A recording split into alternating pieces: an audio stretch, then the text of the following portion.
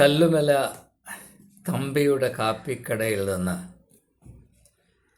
വേലക്കാരനായ baby പെട്ടെന്ന് അപ്രത്യക്ഷമായതിൻ്റെ കഥ താല്പര്യമുള്ളവർക്ക് സ്വാഗതം. എൻ്റെ കുട്ടിക്കാലത്തേക്ക് നിങ്ങളെ കൊണ്ടുപോകുവാൻ മനസ്സ് എന്നോട് മന്ത്രിക്കുകയാണ്. ഇതേകദേശം 66-67 വർഷങ്ങൾക്ക് മുൻപ് നടന്ന ഒരു സംഭവമാണ് എൻ്റെ മനസ്സിൽ വളരെ വ്യക്തമായി ഇപ്പോൾ തെളിഞ്ഞു നിൽക്കുന്നത്. കല്ലുമലയെപ്പറ്റി നിങ്ങൾക്ക് എത്ര പേർക്ക് അറിയാമെന്ന് അറിഞ്ഞുകൂടാ. കല്ലുമലയിൽ ജനിച്ചു വളർന്നവർക്ക് പലർക്കും ഞാൻ ഈ പറയുന്ന കാര്യം അറിഞ്ഞുകൂടാ. കല്ലുമലയെപ്പറ്റിയുള്ള ഓർമ്മകൾ പലർക്കും അവ്യക്തമാണ്. എന്നാൽ എൻ്റെ മനസ്സിൽ കല്ലുമലയ്ക്ക് ഒരു വലിയ സ്ഥാനമുണ്ട്. കാരണം ഒരു വ്യക്തിയുടെ ബാല്യകാലം അവൻ്റെ ജീവിതത്തിലെ ഏറ്റവും പ്രാധാന്യമർഹിക്കുന്നതും വൈകാരികമായ സമ്പത്ത് നിറഞ്ഞിരിക്കുന്നതുമായ ഘട്ടമായിട്ടാണ് ഞാൻ മനസ്സിലാക്കുന്നത്. ബാല്യകാല ഓർമ്മകൾ നമ്മുടെ ജീവിതത്തിലെ വിലതീരാത്ത നിധിയാണ് എന്ന് ഞാൻ മനസ്സിലാക്കുന്നു. ആ കൂട്ടത്തിലുള്ള ഒരു ഓർമ്മയാണ് ഇത് നിങ്ങളുമായി ഞാൻ പങ്കെടുത്തത്.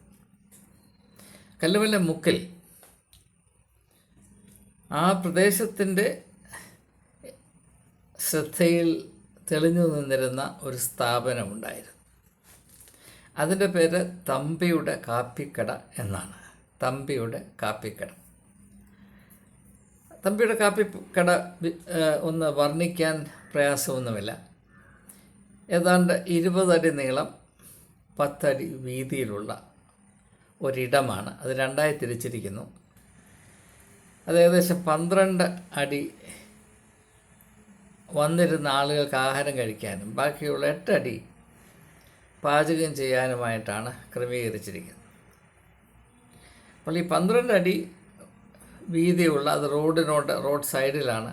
റോഡിൽ കൂടെ നടന്നു പോകുമ്പോൾ അത് കാണാതെ മുൻപോട്ട് പോകാൻ സാധ്യമല്ല. അപ്പോൾ ഈ 12 അടിയുള്ള ആ ഭാഗത്ത് കണ്ണാടി ചില്ലുകൊണ്ടുള്ള ഒരു അലമാര വെച്ചിട്ടുണ്ട്. ആ അലമാരയിൽ, അൾമിറ നമ്മൾ പറയുന്ന അലമാരയിൽ സാധാരണ 4 ഐറ്റംസാണ്, കൂട്ടങ്ങളാണ് എൻ്റെ ശ്രദ്ധയിൽപ്പെട്ടുകൊണ്ടിരുന്നത്. ഒന്ന്, എനിക്ക് അന്ന് വളരെ പ്രിയമുണ്ടായിരുന്ന, ഇപ്പോഴും പ്രിയമുള്ള ഏത്തയ്ക്ക അപ്പം, ഏത്തയ്ക്ക പൊരി എന്നും അതിന് പറയാം. അതുണ്ടാക്കുന്നതിൽ തമ്പി വളരെ വിദഗ്ധനായിരുന്നു. തമ്പിയുടെ കാപ്പിക്കടയിൽ നിന്ന് ഏത്തയ്ക്ക അപ്പം വാങ്ങിച്ച് ഭക്ഷിച്ചവരാരും തന്നെ നിരാശരായിട്ടില്ല. ഒരു വാക്ക് പോലും പരാതി പറഞ്ഞതായി ചരിത്രത്തിൽ രേഖപ്പെടുത്തിയിട്ടില്ല. രണ്ടാമത്തെ ഐറ്റം നിങ്ങൾ സൂക്ഷിച്ചു നോക്കിയാൽ കാണുന്നത് പരിപ്പ് വടയാണ്. തമ്പിയുടെ പരിപ്പ് വടയും അദ്ദേഹത്തിൻ്റെ ഒരു സ്പെഷ്യാലിറ്റി ആയിരുന്നു. വളരെ രുചികരമായ പരിപ്പ് വട അദ്ദേഹം ഉണ്ടാക്കുമായിരുന്നു. തമ്പിയുടെ കാപ്പിക്കടയിൽ നിന്ന് പരിപ്പ് വട വാങ്ങിച്ച് ആർക്കെങ്കിലും വയറിളകിയതായി യാതൊരു സൂചനയും എൻ്റെ ആ കാല ജീവിതത്തിൽ കേട്ടിട്ടില്ല. അതിന് ഏറെ ദൂരമില്ലാതെ നിങ്ങൾ കാണുന്നത് ഉഴുന്നുവടയാണ്. തമ്പിയുടെ കാപ്പിക്കടയിൽ ഉണ്ടാക്കുന്നതിനേക്കാൾ മാർദ്ദവമേറിയ ഉഴുന്നുവട ലോകത്തിൽ മറ്റൊരു കടയിലും ആരും ഉണ്ടാക്കിയിരിക്കാൻ സാധ്യമല്ല. അതിൻ്റെ പ്രധാനപ്പെട്ട ഉത്തരവാദി ബേബി എന്ന് പറയുന്ന ഈ തമ്പിയുടെ കാപ്പിക്കടയുടെ പ്രൊപ്രൈറ്ററായ, ഉടമസ്ഥനായ ബേബിയുടെ സഹായകൻ, തമ്പിയുടെ സഹായകനാണ് ഈ ബേബി. ബേബി ഉഴുന്നാട്ടുന്നതിൽ സർവ്വലോക വിദഗ്ധനാണ്. ആ പ്രക്രിയ അദ്ദേഹം നിർവഹിക്കുമ്പോൾ സർവ ശ്രദ്ധയും കേന്ദ്രീകരിച്ച് മനസ്സേകാഗ്രമാക്കി അതിൽ മാത്രം ശ്രദ്ധിച്ച് ബേബി ഉഴുന്നാട്ടുന്നത് പലപ്പോഴും എൻ്റെ ശ്രദ്ധയിൽ പെട്ടിട്ടുണ്ട്. പക്ഷെ ബേബി ഇരുന്ന് ഉഴുന്ന് ആട്ടുന്നത് കാണണമെങ്കിൽ കുറച്ചുകൂടി ശ്രദ്ധിച്ച് അകത്തോട്ട് തല ഒന്ന് നീട്ടി നോക്കേണ്ടി വരും, അത്രമാത്രം. നാലാമതായി നിങ്ങൾ തമ്പിയുടെ കാപ്പിക്കടയിലെ പലഹാര അലമാരയിൽ കാണുന്നത് പുട്ടാണ്. അതെപ്പോഴും ഒരു 2.5 കുറ്റി പുട്ട് മാത്രമേ അവിടെ ഉണ്ടാകുകയുള്ളൂ. എന്നാൽ ആ 2.5 കുറ്റി പുട്ട് എപ്പോഴും അവിടെ ഉണ്ടായിരിക്കും. അതാരും വാങ്ങിച്ച് കഴിക്കാഞ്ഞിട്ടില്ല.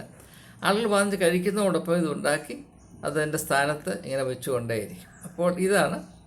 പിന്നെ ഈ പുട്ട് കഴിക്കുന്നതിന് വേണ്ടി 2 സാധ്യതകളാണ് തമ്പി ആ കാലത്ത് അദ്ദേഹത്തിൻ്റെ കസ്റ്റമേഴ്സിന് കൊടുത്തിരുന്നത്.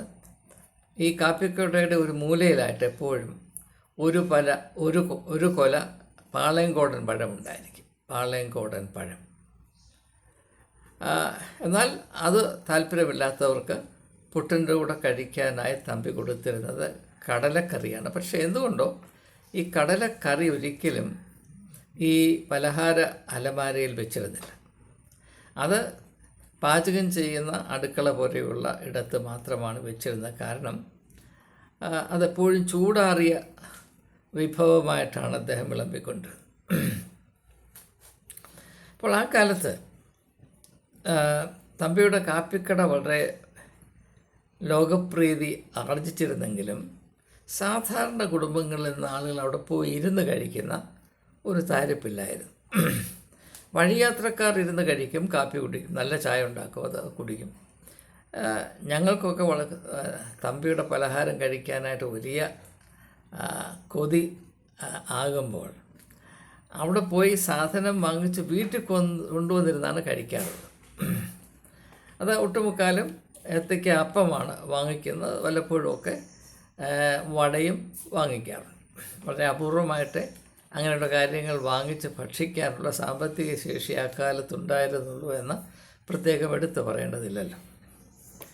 അപ്പോൾ ഇനിയും എനിക്ക് നിങ്ങൾ ശ്രദ്ധയിൽപ്പെടുത്താനുള്ളത്, തമ്പിയുടെ സഹായിയായി വേലക്കാരെന്ന് വേണം നിങ്ങൾക്ക് പറയാം, ഉഴുന്ന് ആട്ടുന്നതിൽ സർവ്വലോക വിദഗ്ധനായ ബേബിയെ പറ്റിയാണ്. തമ്പിയും ബേബിയും വളരെ അടുത്ത് നിന്നാണ് ജോലി ചെയ്തുകൊണ്ടിരുന്നത് എങ്കിലും അവർ തമ്മിൽ വലിയ ഒരു വ്യത്യാസമാണ്. തമ്പി സാമാന്യം കറുത്തിട്ടാണ്, ബേബിയോ നല്ല വെളുത്ത നിറമാണ്. ബേബിയുടെ നിറം കണ്ട് ഞാൻ ആ കാലത്ത് അത്ഭുതപ്പെട്ടിട്ടുണ്ട്. അസൂയ തോന്നാറില്ല, കാരണം ചെറുപ്പകാലത്ത് അസൂയ തോന്നുന്നത് വളരെ വിരളമാണല്ലോ. ഞാൻ വളരെ അത്ഭുതപ്പെട്ടിട്ടുണ്ട്, സന്തോഷിച്ചിട്ടുണ്ട്. അത്രമാത്രം വെളുപ്പുള്ള ശരീരം. ആ ശരീരത്തിൻ്റെ വെളുപ്പ് മുഴുവനും കാണത്തക്കമാണ് ബേബിയുടെ വസ്ത്ര സൗകര്യം. കാരണം ഷർട്ട് വാങ്ങിച്ചിടാനുള്ള കഴിവ് ബേബിക്കില്ലായിരുന്നത് കൊണ്ട് ഒരു ചെറിയ മുണ്ട് മാത്രം ഇരുന്നാണ് അദ്ദേഹം ഈ സദാ ഉഴുനാട്ടിക്കൊണ്ടേ ഇരുന്നത്. എന്നതുകൊണ്ട് ബേബിയുടെ ശരീരകാന്തി ആർക്കും അനായാസമായി ദൃശ്യമാകത്തക്ക ഒരു സാഹചര്യമായിരുന്നു. തമ്പിയും ബേബിയും പരസ്പരം സംസാരിച്ച് ഞാൻ കണ്ടിട്ടേ ഇല്ല. തമ്പി, അതായത് ഈ കാപ്പിക്കടയുടെ ഉടമയായ തമ്പി നിശബ്ദനാണ്. അദ്ദേഹം ചെയ്യുന്ന ക്രിയയിൽ 100% ശ്രദ്ധ കേന്ദ്രീകരിച്ച് അദ്ദേഹം ചായ അടിക്കും. പിന്നെ ആരെങ്കിലും അവിടെ വന്നിരുന്നാൽ ചെന്ന് എന്തെങ്കിലും അവർ പറയുന്നത് എന്ത് വേണമെന്ന് ചോദിക്കാറില്ല. അവർ പറയുന്നത് അദ്ദേഹം നിശബ്ദമായി കൊണ്ടു കൊടുക്കും. തമ്പി ഒരിക്കലും ആരോടെങ്കിലും കാർത്ത് സംസാരിക്കുകയോ മുഷിവ് കാണിക്കുകയോ അല്ലെങ്കിൽ അക്ഷമനായി ഒന്ന് നോക്കുകയോ ചെയ്യുന്നത് ഞാൻ കണ്ടിട്ടില്ല. തമ്പിയെ ഓർക്കുമ്പോൾ എൻ്റെ മനസ്സിൽ വരുന്നത് ജോമെട്രി സാറന്മാർ ബ്ലാക്ക് ബോർഡിൽ വരയ്ക്കുന്ന ഒരു വരയാണ്. അതങ്ങനെ നീണ്ടു പോകും, മേപ്പോട്ടുമില്ല താപ്പോട്ടുമില്ല, അതൊരു വരയാണ്. തമ്പി എന്നത് ഒരു ദൈവം സ്വന്തം വിരൽ കൊണ്ട് വരച്ച ഒരു വരയായിരുന്നു എന്നാണ് ഇപ്പോൾ എനിക്ക് തോന്നുന്നത്. തമ്പി അങ്ങനെ ആയതുകൊണ്ടാകാം തമ്പിയുടെ സഹായിയായ ബേബിയും വലുതായി ഒന്നും സംസാരിച്ച് ഞാൻ കണ്ടിട്ടില്ല. ചില സമയങ്ങളിലൊക്കെ തമ്പി ആഹാരം കഴിക്കാനോ എന്തിനോ വീട്ടിൽ പോകുമ്പോൾ ബേബി ആയിരിക്കും പിന്നെ ഇൻചാർജ്. ആ സമയത്ത് ബേബി അവിടെ വരുന്ന ആളുകളോട് സന്തോഷമായി ചിരിക്കുകയും ചില വാക്കുകളൊക്കെ സംസാരിക്കുകയും ചെയ്യാറുണ്ടായിരുന്നു എന്നതും ഒരു സത്യമാണ്. അങ്ങനെ ദിവസങ്ങൾ മുന്നോട്ട് പോകുമ്പോഴാണ് സുപ്രധാനമായ ഒരു സംഭവം നടക്കുന്നത്. കല്ലുമലയിൽ ആദ്യത്തെ ബാങ്ക് വന്നു. ആ ബാങ്കിൻ്റെ പേര് ഉഷ ബാങ്ക് എന്നാണ്. അതിന് ഉഷ ബാങ്ക് എന്ന പേര് വരാൻ കാര്യം, ആ ബാങ്കിൻ്റെ ഉടമസ്ഥനായിരുന്ന കുഞ്ഞച്ചന് ഉഷ എന്ന് പറഞ്ഞൊരു മകളുണ്ടായിരുന്നു. ഉഷയെ അധികമാരും കണ്ടിട്ടില്ല, ഞാനും കണ്ടിട്ടില്ല. എന്നാൽ തീർച്ചയായും കുഞ്ഞച്ഛൻ തൻ്റെ മകളായ ഉഷയെ അതിലറ്റ് സ്നേഹിച്ചിരുന്നു എന്നതുകൊണ്ടായിരിക്കാം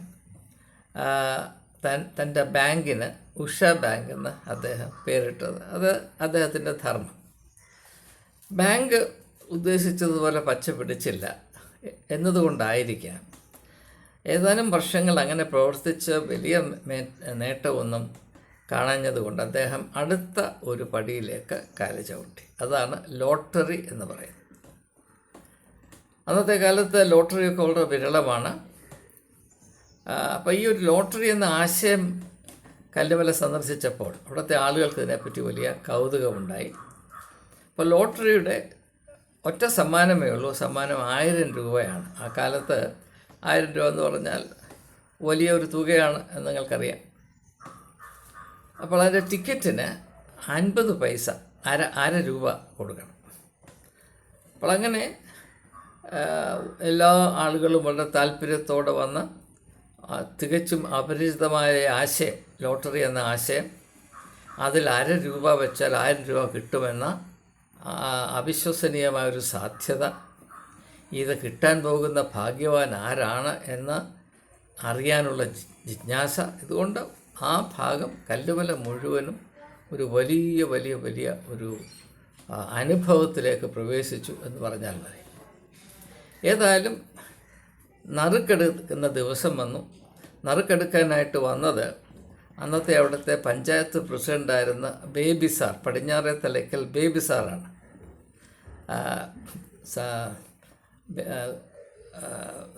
തമ്പിയുടെ കാപ്പിക്കടയിലെ ഉഴുനാട്ടുന്നവൻ്റെ പേരും ബേബി എന്നാണ്. പക്ഷേ ഇത് ബേബി സാറാണ്.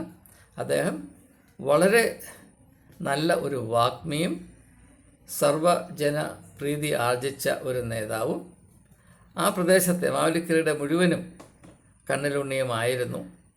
അദ്ദേഹം പഞ്ചായത്ത് പ്രസിഡൻ്റായിരുന്നു. അദ്ദേഹത്തിൻ്റെ ഇലക്ഷൻ സംബന്ധമായ പ്രചരണങ്ങളൊക്കെ ഇപ്പോഴും എനിക്ക് നല്ല ഓർമ്മയുണ്ട്. അപ്പോൾ അദ്ദേഹമാണ് വന്ന് നറുക്കെടുത്ത് നമ്പർ വിളിയിൽ വന്നപ്പോൾ ഇത് അടിച്ചിരിക്കുന്നത് തമ്പിയുടെ സഹായിയായ ബേബിക്കാണ്. ഈ വാർത്ത കാട്ടുതീ പോലെ നാട് മുഴുവനും പരന്നു. അപ്പോൾ അന്ന് ഒരു പക്ഷേ ബേബിക്ക് കിട്ടിക്കൊണ്ടിരുന്ന മാസ ശമ്പളം കൂടിപ്പോയാൽ 50 രൂപ അല്ലെ 60 രൂപ, അത്രയും ആകാൻ സാധ്യതയില്ല. കാരണം എൻ്റെ വല്യമ്മച്ചി അന്ന് കല്ലുമല LP സ്കൂളിൻ്റെ ഹെഡ് മിസ്ട്രസ്സാണ്. വല്യമ്മച്ചി കിട്ടിക്കൊണ്ട സാലറി ശമ്പളം 60 രൂപയാണ്. അപ്പോൾ അത്രയൊന്നും കിട്ടിക്കാണാൻ വഴിയില്ല.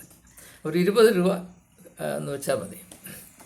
അങ്ങനെ ഇരിക്കുന്ന ബേബിക്ക് 1000 രൂപ പെട്ടെന്ന് കയ്യിൽ വന്നു. അപ്പോൾ ഈ ബേബിയെ കാണാനായിട്ട് ഞാനും ഒന്ന് പോയി. ഈ ലോട്ടറി അടിച്ച അദ്ദേഹം അന്നത്തെ സ്റ്റാൻഡേർഡ് അനുസരിച്ച് ഒരു ധനാഠ്യനായി തീർന്നത് ബേബിയെ കാണാനായിട്ട് ഞാൻ പോയപ്പോൾ ആ ബേബി അതുവരെ ഇരുന്ന ഇരിപ്പിടം ശൂന്യമാണ്. ബേബിയെ കാണാനില്ല. ബേബി ഈ 1000 രൂപയും പറ്റിക്കൊണ്ട് രായിക്ക് രാമായണം നാട് വിട്ടു. ബേബി എവിടേക്കാണ് പോയതെന്ന് ആർക്കും ഇന്നും അറിയില്ല. ബേബി എവിടെ നിന്നാണ് കല്ലുമലയിൽ വന്നത് എന്നും ആർക്കും അറിയില്ല. ആ 1000 രൂപ കൊണ്ട് ബേബിയുടെ ജീവിതത്തിൽ ഒരു വലിയ മാറ്റം സംഭവിച്ചു. അവൻ എവിടേക്കാണ് പോയത്?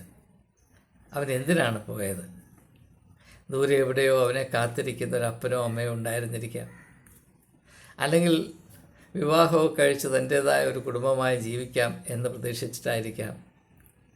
അല്ലെങ്കിൽ താൻ ജനിച്ചു വളർന്ന നാളിൽ നല്ലൊരു ഷർട്ടും മുണ്ടും ഉടുത്ത് ഒരു ഈവനിങ് വാക്കിന് ഒന്ന് പോകാമെന്ന് വിചാരിച്ചായിരിക്കാം. അല്ലെങ്കിൽ തൻ്റെ നാട്ടിൽ പോയി ഒരു ചെറിയ കാപ്പിക്കടയിട്ട് അവിടെയും അതുല്യമായ ഉഴുന്നുവടയെങ്കിലും കൊടുത്ത് ഒരു നിലനിൽപ്പ് ഉള്ള സാധിക്കാം എന്ന് വിചാരിച്ചായിരിക്കാം. ആർക്കും അറിയില്ല. ഒരു കാര്യം മാത്രം അറിയാം, ആ നറുക്കെടുപ്പ് കൊണ്ട് കല്ലുമലയ്ക്ക് ഒരു വലിയ നഷ്ടം സംഭവിച്ചു. ബേബിയെ കാണാതായി. ഏറെ നാൾ കഴിഞ്ഞ്, ഏതാനും മാസങ്ങൾ കഴിഞ്ഞ് ബേബിയുടെ സ്ഥാനത്ത് മറ്റൊരു സഹായി വന്നുവെങ്കിലും തമ്പിയുടെ കാപ്പിക്കടയിൽ പണ്ടത്തെ പോലെ പഞ്ഞിയേക്കാൾ മൃദുലമായ ഉഴുന്നുവട പിന്നെ ഉണ്ടാക്കിയിട്ടില്ല എന്നതാണ് 1-2 തവണ പിന്നെയും തമ്പിയുടെ കാപ്പിക്കടയിൽ ഉഴുന്നുവട വാങ്ങിക്കാൻ പോയ എൻ്റെ അനുഭവത്തിൽ നിന്ന് എനിക്ക് പറയാൻ സാധിക്കും. ഏറെ താമസിയാതെ തമ്പി എന്തുകൊണ്ടോ ഈ ഒരു സംരംഭം നിർത്തി. അങ്ങനെ തമ്പിയുടെ കാപ്പിക്കടയും ഇല്ലാതെയായി. ഇതിൻ്റെ എല്ലാം കാരണം ഒരു ലോട്ടറിയാണ് എന്ന് പറയുന്നതിൽ അതിശയോക്തിയുണ്ടോ എന്നെനിക്കറിയില്ല.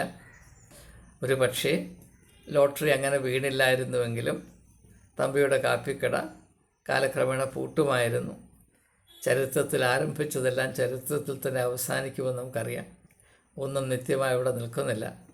എന്നാൽ തമ്പിക്ക് അഭിമാനിക്കാവുന്ന കാര്യം, താൻ കാപ്പിക്കട നടത്തിയ കാലത്തത്രയും തൻ്റേതായ സ്റ്റാൻഡേർഡ് പുലർത്തിയിരുന്നു. അതിൽ ബേബി ഒരു പങ്ക് വഹിച്ചിരുന്നു, തൻ്റേതായ സംഭാവന നൽകിയിരുന്നു. അതിൻ്റെ പ്രതിഫലമായിട്ടായിരിക്കാം എവിടെയോ സ്ഥിതി ചെയ്യുന്ന നീതിയുടെ ഘടകം ആ ലോട്ടറിയുടെ ദിശ ബേബിയിലേക്ക് തിരിച്ചുവിട്ട് അവൻ്റെ പ്രതീക്ഷകൾക്കപ്പുറം 1000 രൂപ ഒറ്റ ദിവസം കൊണ്ട് കയ്യിൽ വന്നതുകൊണ്ട് അവൻ അവിടെ നിന്ന് അപ്രത്യക്ഷമായി തീരുവാൻ ഇടയായിത്തീർന്നു. ഏതായാലും ഇത് എൻ്റെ ചെറുപ്പകാലത്തെ ഓർമ്മകളുടെ ഇടയിൽ എപ്പോഴും ശോഭിച്ചുകൊണ്ടിരിക്കുന്ന ഒരു അംശമാണ്. അത് നിങ്ങളുമായി പങ്കിടുന്നതിൽ എനിക്ക് സന്തോഷമുണ്ട്. ഏവർക്കും നന്ദി, നമസ്കാരം.